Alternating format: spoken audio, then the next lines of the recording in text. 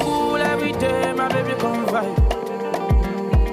I wanna see you smiling every day of my life. Them say love is blind, baby, I say not lie.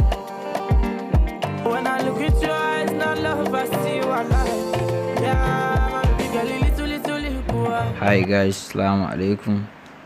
Na gode da kallo da kuke yi na wannan channel din. Wannan text ne da za mu rubuta a jikin bike. Yanzu dai kuna gani yadda za ka yi screenshot ɗin sunan da ka rubuta ya saving akan waya, sai ka clicking akan abun, sannan sai ka je ka importing downloading video ɗin da ka yi na background ɗin da za ka rubuta sunarka. Yanzu za ka je ka ɗauko hoton da ka yi saving, za ka gan shi a capture, ka ɗauko shi yanzu nan ka kai shi duka.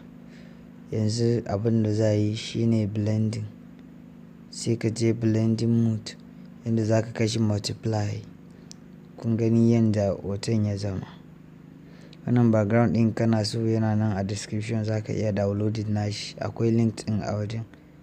Ka gani yadda sunan ya yi exactly, amma ka tsaya ka kalli tutorial ɗin gaba ɗaya saboda yadda za ka gane. Yanzu zan saving nashi a 720. Bari na rage quality ɗin. 720 shi ma yana da quality sosai. Bari ka gani. Yanzu ya gama saving. Yanzu abin da za yi, bari na importing video da za a sa shi. Yanzu kaga wannan shine video na wanda za haɗa shi da wancan sunan da na rubuta yanzu.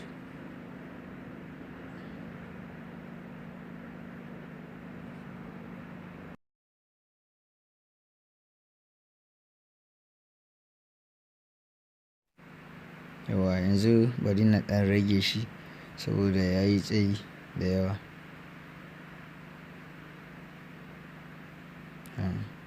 Clicking a daidai kan nan, sai ka je layer, sai ka je ka adin layer na video ɗin da ka text ɗin da ka gama exporting.